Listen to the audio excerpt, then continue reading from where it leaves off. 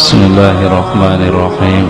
ایک اہم بات جو اکثر حضرات پوچھتے ہیں کہ صبح نہار منہ پانی پینا آیا اس کے بارے میں کیا مسئلہ ہے؟ طبرانی شریف کی روایت ہے، حضور اقدس صلی اللہ علیہ وسلم نے ارشاد فرمایا، جس نے نہار منہ پانی پیا اس کی طاقت کم کر دی جائے گی۔ جس نے نہار منہ پانی پیا اس کی طاقت کم کر دی جائے گی۔ نہار منہ حضرت مولانا اشرف علی تھانوی رحمہ اللہ نے بھی لکھا کہ نہار منہ پانی پینا ٹھیک نہیں ہے، اس سے انسان کے گھٹنوں کا درد ہو جاتا ہے۔ اکثر گھٹنوں کا درد یہ نہار منہ پانی پینے کی وجہ سے ہوتا ہے، اس لیے علماء منع کرتے ہیں۔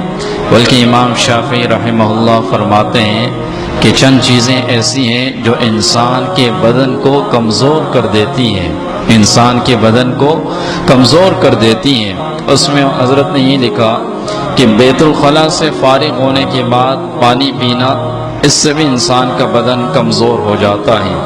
اسی طرح نہار منہ پانی پینا، اس سے بھی انسان کا بدن کم ہو جاتا ہے، کمزور ہو جاتا ہے۔ اور اسی طرح بہت زیادہ سوچ و بچار رکھنے والا، غم رکھنے والا آدمی، فکر رکھنے والا آدمی، فرمایا کہ اس انسان کا بدن بھی اس سے کم ہو جاتا ہے۔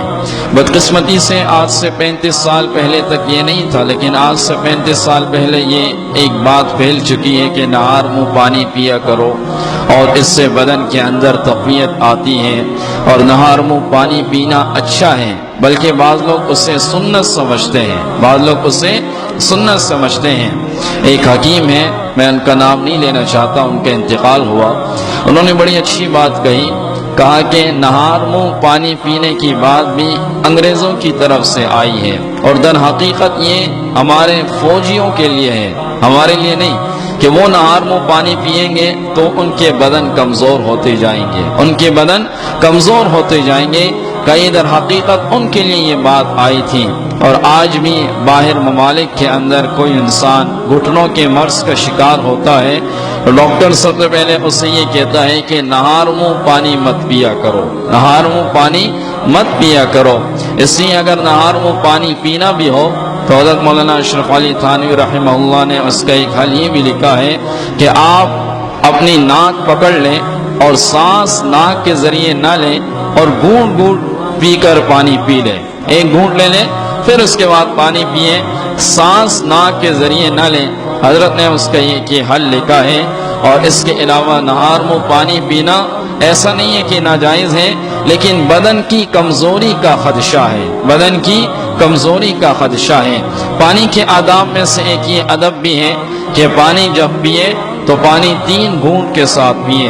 رسول اللہ صلی اللہ علیہ وسلم پانی پیتے وقت 3 گھونٹ پانی کے پیا کرتے تھے، چاہے پانی ہو یا کوئی اور مشروبات ہو، اور سانس لیا کرتے تھے درمیان میں، اور وہ سانس بھی اس برتن کے اندر نہیں، بلکہ ایک گھونٹ پیا اور برتن علیحدہ کیا اپنے منہ سے، پھر سانس لیا، پھر دوسرا گھونٹ پیا، پھر اس کے بعد علیحدہ کیا، پھر تیسرا گھونٹ پیا۔ اسی طرح رسول اللہ صلی اللہ علیہ وسلم نے بڑے مشکیزے میں یا بڑی بوتل کے ذریعے، آج کل لوگ بوتلیں ڈائریکٹ منہ میں لگا لیتے ہیں، تو اس سے بھی رسول اللہ صلی اللہ علیہ وسلم نے منع فرمایا ہے۔ بڑے مشکیزے کو یا بڑی چیز کو منہ کے سہارے لگا کر اور اس سے پانی پینا، اس سے بھی اللہ کے نبی صلی اللہ علیہ وسلم نے منع فرمایا ہے۔ تو پانی کے چند آداب ہیں، اس میں سے ایک یہ بھی ہے کہ انسان بیٹھ کر پیئے۔ بعض اطباء کا یہ کہنا ہے کہ کھڑے ہو کر پانی پینے سے بھی انسان گھٹنوں کے مرض کا شکار ہوتا ہے۔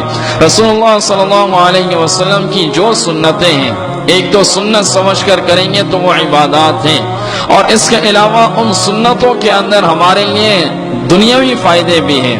ان سنتوں پر عمل کرنے کی وجہ سے مختلف اقسام کی جو امراض ہیں اس سے بھی ہم بچ سکتے ہیں اگر ہم ان سنتوں پر عمل کرنے والے بن جائیں۔ اللہ رب العزت سے دعا ہے کہ اللہ رب العزت ان باتوں پر عمل کی توفیق عطا فرمائے۔